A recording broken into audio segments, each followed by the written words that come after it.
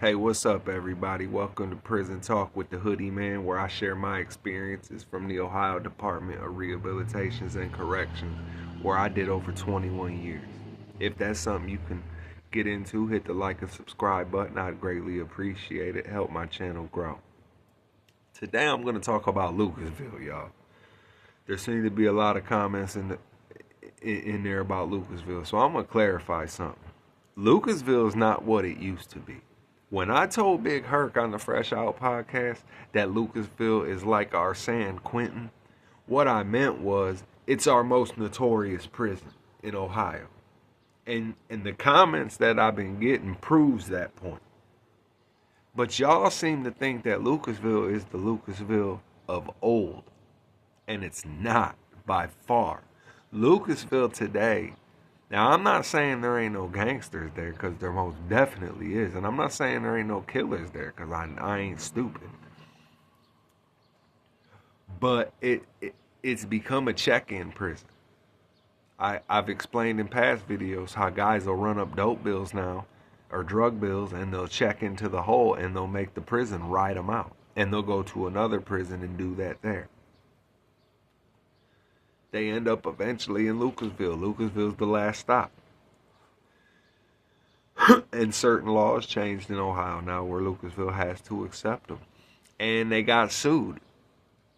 I ain't sure what year it was. It's been within the last 7 to 8 years. When you're in 4B at Lucasville,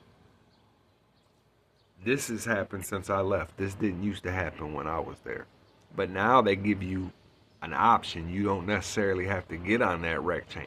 That's even if they got the rec chain anymore. I don't even know if they still got it. But anyway, we didn't get the option to have a day room rec. We didn't have that option. We didn't have no interaction with anybody other than through a gate, because we all had our own individual rec cages. But anyway, I'm getting off track. But a few years ago, they let 4 guys out to have day room rec. 3 of them were black, 1 of them was white. The 3 black guys were handcuffed to one table. The white guy was handcuffed to another table.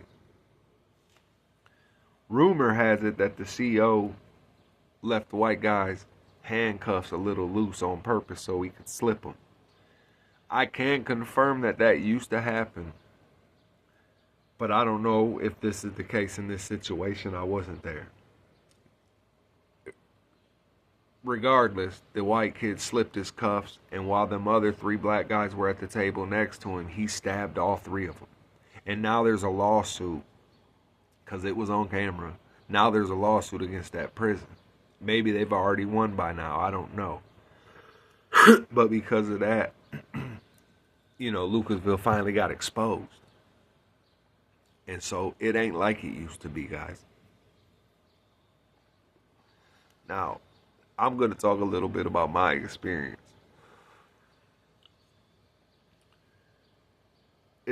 Lucasville is a mental health institution, and it always has been. And some of the most weirdest shit you're ever going to see is at Lucasville.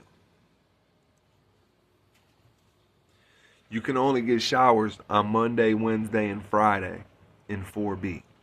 That's it. 4B is the hole at Lucasville. And you can stay in there indefinitely. You can stay in there for the rest of your bit. Trust me. So, there was a guy there. He was having issues with our block officer before I got there. I was probably there 2 weeks, 3 weeks when this shit happened. Maybe a month. But like I said, we used to get cigarettes smuggled into the hole. They still sold them on the compound. We couldn't have them in the hole, but we would get them back there. And this one guy, he kept having issues with the CO on Monday, Wednesday, and Friday. If that CO just so happened to be working our block, every time this guy came out his cell to go take a shower, the CO would go in there. After he put the guy in the shower, he would go in the guy's cell, tear his shit up, shaking down, and tear his shit up. And apparently he kept taking his tobacco. Which, like I said, we're not allowed to smoke, but most COs don't even give a shit. They wouldn't. Most CO, 9 out of 10 COs wouldn't have took his tobacco. That's why it was an issue. This dude was going out of his way to be an asshole. And this is why COs get fucked over. Because they come in, they have an argument with their wife, they come in and they take it out on an inmate because they think they can. So, the dude told him on his way to the shower while he was handcuffed, listen, man, every time I go to the shower, you go in my cell and tear my shit up. Last time I went to the shower, you threw a picture of my daughter in the toilet. Now, I wasn't there for that, but I heard that. I heard him tell his CO that. He said, man, if you go in my cell again today, we're going to have an issue. So the CO puts him in the shower.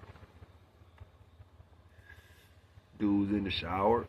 As soon as the CO leaves the block, everybody on the range gets to yelling down the dude, hey, he tore your shit up. He tore your shit up.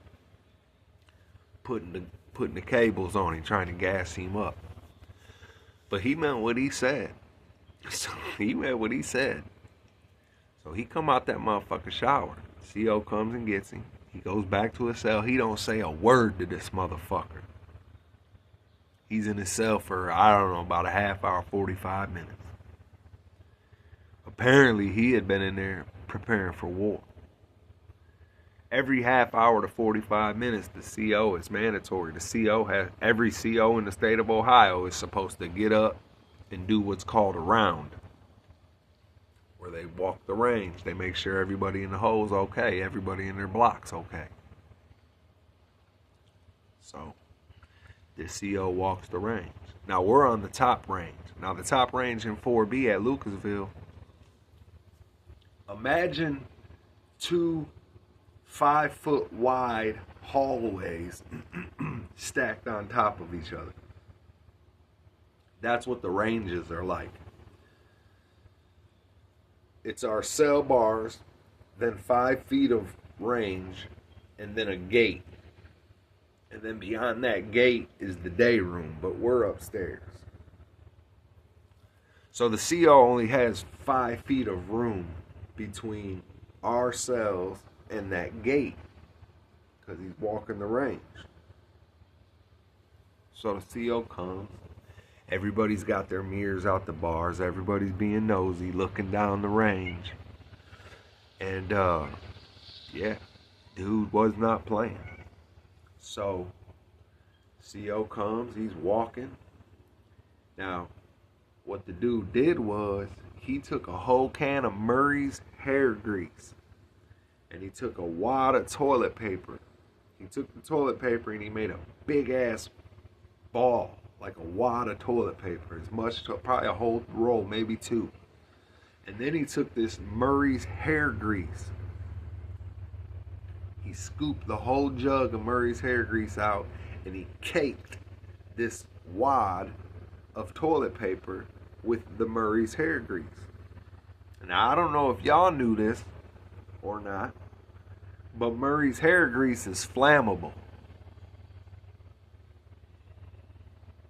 So the CO's walking the range and this dude's got this wad of toilet paper caked in Murray's hair grease. And as the CO gets too close to the dude's cell, he sparks it. He lights it up. So now he's got a burning wad of toilet paper caked in Murray's hair grease, and it's on fire. And as the CO is passing his cell, now remember, we don't have cell doors. We got 3 walls, our side walls and our back walls. The front wall is a cage, it's a gate, a sliding gate, just like you see on the movies in the old jails. So as he's getting to dude's cell, dude takes that Murray's fireball and he throws it and he smashes it into the CO's face. And when it hits his face, it sticks and just starts melting his face off. I never seen that inmate again, and I was there for 2 years. They beat him with clubs from the time they got him, and there was over a dozen COs. And they beat him with clubs, and from the time they drug him out of his cell to the time he disappeared out of sight. That's the type of shit that goes on at Lucasville. It's a nut house. It's a psych ward. And it'll eat you up if you let it. Thanks for viewing the video, y'all. Please hit the like and subscribe button. And until next time, it's the Hoodie Man.